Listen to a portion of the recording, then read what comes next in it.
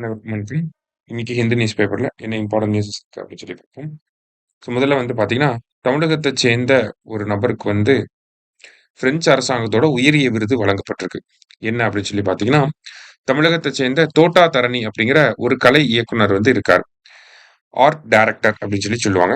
அவருக்கு பிரான்ஸ் நாட்டினுடைய செவாலியர் விருது வழங்கப்பட்டிருக்கு. அது என்னன்னு சொல்லுவாங்கன்னா, the night of order of arts and letters அப்படின்னு சொல்லுவாங்க. ஸோ இந்த செவாலியர் விருது அப்படிங்கிறது வழங்கப்பட்டிருக்கு. கமலஹாசன் அவர்களுக்கு, ஆஹ் சிவாஜி கணேசன் அவர்களுக்கு, சசி தரூர் அவர்களுக்கெல்லாம் இந்த செவாலியர் விருது வழங்கப்பட்டிருக்கு. ஸோ இவர் தோட்டாதரன் யார் அப்படின்னு பார்த்தீங்கன்னா, இவர் ஒரு ஆர்ட் டைரக்டர்.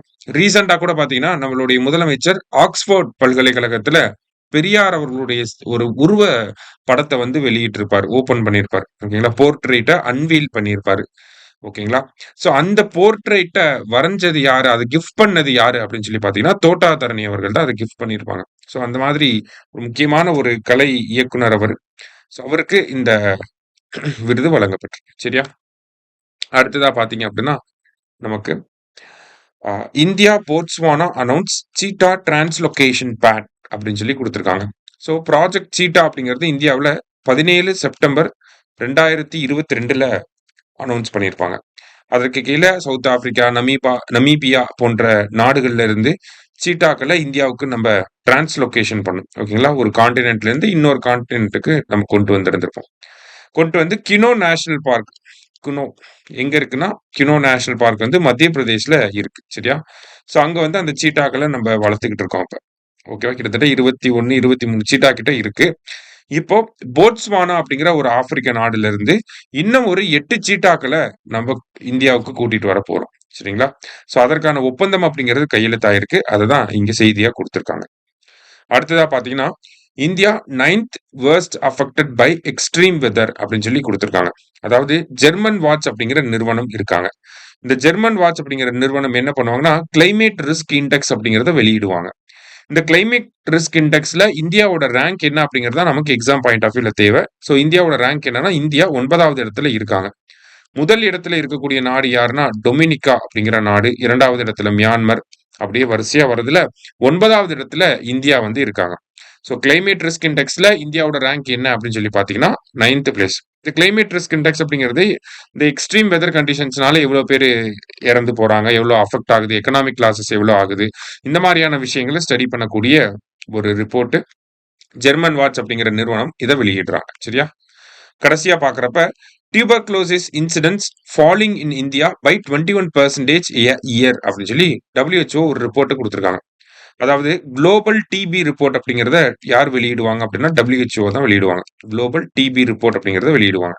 ஸோ இந்த ரிப்போர்ட்டை படி பார்க்குறப்ப இந்தியாவில் 2015 பார்த்தீங்கன்னா 1,00,000 மக்கள் தொகைக்கு கிட்டத்தட்ட 237 பேருக்கு டிபி கேசஸ் இருந்துச்சு.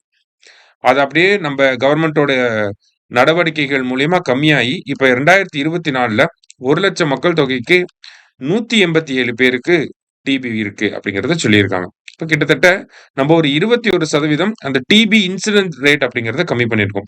டிபி இன்சிடென்ட் ரேட்னா என்னது, ஒரு வருஷத்துக்கு எவ்வளவு பேருக்கு புதுசா டிபி வருது அப்படிங்கறத சொல்லக்கூடிய ஒரு டேட்டா தான் இந்த டிபி இன்சிடென்ஸ் ரேட் அப்படின்னு சொல்லுவாங்க. ஸோ டிபி இன்சிடென்ஸ் ரேட் அப்படிங்கிறது கம்மியா இருக்கு. டிபிக்கான ட்ரீட்மெண்ட் கவரேஜ் அப்படிங்கிறது 53%லேருந்து 92%க்கு இன்க்ரீஸ் ஆயிருக்கு. ட்ரீட்மெண்ட் நிறைய பேர் எடுத்துக்கிறாங்க. அதனால ட்ரீட்மெண்ட் எடுத்துக்கிறனால என்ன ஆகுது, 27 லட்சம் டிபி கேசஸ்ல 26.18 லட்சம் பேர் டயக்னோஸ் ஆயிட்டாங்க அப்படிங்கறத கொடுத்திருக்காங்க. அதே மாதிரி பாத்தீங்கன்னா இந்தியாவோட ட்ரீட்மெண்ட் சக்சஸ் ரேட் அப்படிங்கிறது 90% இருக்கு. மிஸ்ஸிங் கேசஸ் அப்படின்னு சொல்லுவாங்க. டிபி இருக்கும், ஆனா அது பாத்தீங்கன்னா அவங்களுக்கு இருக்கிறது தெரியாது. ஓகேங்களா, ரிப்போர்ட் பண்ணியிருக்க மாட்டாங்க. டிபி இருக்கும், ஆனா அது அரசாங்கத்துக்கிட்ட ரிப்போர்ட் பண்ணியிருக்க மாட்டாங்க. ஸோ அந்த மாதிரி missing cases, number of missing cases அப்படிங்கிறதையும் நம்ம கம்மி பண்ணியிருக்கோம். எல்லாத்தையுமே நம்பர் ஆஃப் மிஸ்ஸிங் கேசஸை கம்மி பண்றோம்னா யாருக்கெல்லாம் டிபி இருக்குங்கிறத கண்டுபிடிச்சு அவங்களுக்கு ட்ரீட்மெண்ட்டை கொடுக்க ஆரம்பிச்சிடும் அப்படின்னு மீனிங். சரிங்களா, அதே மாதிரி டிபினால ஏற்படக்கூடிய மார்டாலிட்டி அப்படிங்கிறது 28ல இருந்து 21 குறைஞ்சிருக்கு. சரிங்களா, இந்த மாதிரி இந்தியா டிபி எலிமினேஷனை நோக்கி போய்கிட்டு இருக்கோம் அப்படிங்கிறதுக்கான எவிடன்சஸை இங்க கொடுத்திருக்காங்க. சரியா, இது மெயின்ஸ் பாயிண்ட் ஆஃப் வியூல நமக்கு முக்கியமா இருக்கக்கூடிய ஆர்டிகல். டிபியை எலிமினேட் பண்றதுக்கு இந்தியா என்னெல்லாம் பண்ணிருக்காங்க, இல்ல அந்த பண்ண திட்டங்களுடைய எஃபெக்டிவ்னஸ் என்ன அப்படின்னு சொல்லி கேட்பாங்க. நமக்கு டிபி எலிமினேஷனுக்கு 2025 டார்கெட் வந்து வச்சிருக்கோம். அடுத்ததா பார்த்தீங்கன்னா, டிபி முக்து பாரத் அபியான் அப்படிங்கிற திட்டம் இருக்கு. அடுத்ததா பார்த்தீங்கன்னா, நமக்கு டிபி எலிமினேஷனுக்காக ஒரு 100 டே இன்டென்சிஃபைடு கேம்பெயின் அப்படிங்கிறத டிசம்பர் 2024ல இருந்து நம்ம ஆரம்பிச்சிருக்கோம். அடுத்ததா பார்த்தீங்கன்னா, நிக்ஸை போஷான், நிக்ஸை மித்ரா போன்ற திட்டங்கள்லாம் இருக்கு. இவ்வளவு திட்டங்கள் இருக்கு. இதனுடைய எஃபெக்டிவ்னஸ் என்ன அப்படின்னு சொல்லி கேட்டா, இங்க இருக்கு நம்ம பார்த்தோம் இல்லையா? இன்சிடென்ட் ரேட் கம்மியா இருக்கு. ட்ரீட்மெண்ட் கவரேஜ் அதிகமா இருக்கு.